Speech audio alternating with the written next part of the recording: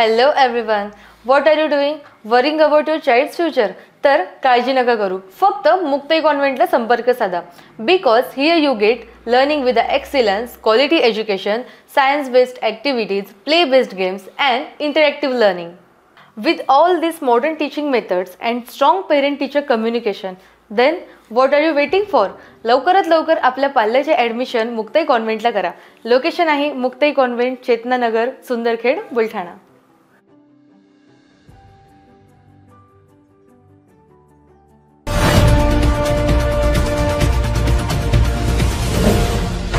City news वसा जनसेवेचा.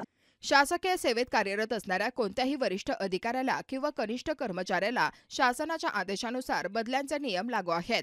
परंतु उघड भ्रष्टाचार करणारे अधिकारी व कर्मचारी हे शासकीय नियम व कायद्याला ठेंगा दाखवत वर्षानुवर्षे एकाच पदावर चिटकून बसत आहेत.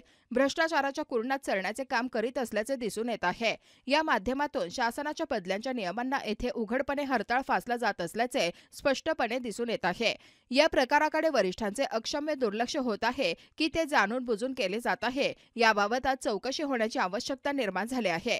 जनतेच्या सेवेसाठी व जनतेची कामे करण्यासाठी शासन दप्तरी विविध विभाग कामकाज करीत असतात. शासनाच्या योजना व त्या योजनांचे लाभ सर्वसामान्य नागरिकांपर्यंत पोहोचवण्याचा दुवा म्हणजे नोकरशाही असते. मात्र आज नोकरशाही एवढी मुजोर झाली आहे की ती उघडपणे शासनाच्याच नियमांची पायमल्ली करत असल्याचे दिसत आहे. शासकीय नियमानुसार कोणत्याही अधिकारी व कर्मचारीची बदली ही 3 वर्षांनंतर व्हायलाच पाहिजे. काही अपरिहार्य स्थितीत शासकीय अधिकारी कर्मचाऱ्याला काही काळासाठी पदावधी वाढवून दिला जाऊ शकतो.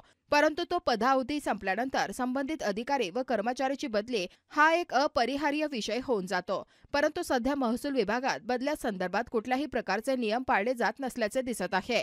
बरेचसे अधिकारी व कर्मचारी हे एकाच पदावर एकाच कार्यालयात वर्षानुवर्षांपासून चिटकून बसलेले असून ते त्या पदावर राहून एकीकडे मनमानी पद्धतीने शासकीय नोकरी करीत आहेत, तर दुसरीकडे सर्वसामान्य नागरिकांची लुबाडणूक, अडवणूक आणि फसवणूक करत आहेत. या सर्व प्रक्रियेचे एक उत्तम उदाहरण म्हणजे मंडळ अधिकारी विजय दत्तात्रय टेकाळे हे होत. विजय टेकाळे हे महसूल विभागातील एक अजब रसायन आहे, जो अधिकारी आज त्याच्या पापांबद्दल, गैरव्यवहारांबद्दल, भ्रष्टाचाराबद्दल कारागृहात पाहिजे होता. ती महाभ्रष्टाचारी महाठग व्यक्ती आजही उजळ माथाने नोकरी करत आहे. या व्यक्तीच्या कितीही तक्रारी झाल्या, त्यांच्यावर कितीही आक्षेप घेतले गेले तरी त्यांच्यावर कुठलीही कारवाई होत नाही. आज अख्खे महसूल प्रशासन हे टेकाळ्यांसमोर पूर्णपणे नतमस्तक झाले आहे. महसूलच्या वरिष्ठ अधिकाऱ्यांनी अक्षरशः टेकाळ्यांच्या महाभयंकर अशा भ्रष्टाचारासमोर पूर्णपणे शरणागती पत्करली आहे. त्यामुळे वर्षानुवर्षे टेकाळे एकाच पदावर एकाच कार्यालयात बसून पोट फुटेस्तोवर भ्रष्टाचार करत आहे.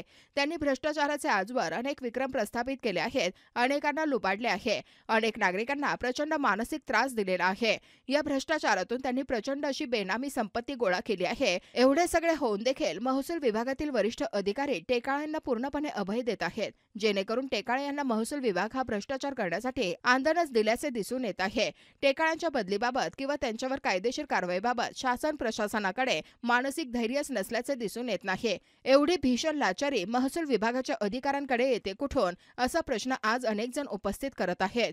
उघडपणे येथे बदल्यांच्या सरकारी नियमांना हरताळ फासला जात आहे, परंतु त्या संदर्भात दैनिक जनसंचलन व सिटी न्यूज वगळता कोणीही बोलण्यास किंवा लिहिण्यास तयार नाही. भ्रष्टाचाराविरोधात आपला हा दीर्घ लढा दैनिक जनसंचलन व सिटी न्यूज लढतच राहणार आहे, जोपर्यंत विजय टेकाळ्यांसारखी भ्रष्टाचारी कीड महसूल विभागातून नष्ट करत नाही, तोपर्यंत आपली लेखणी शांत करणार नाही.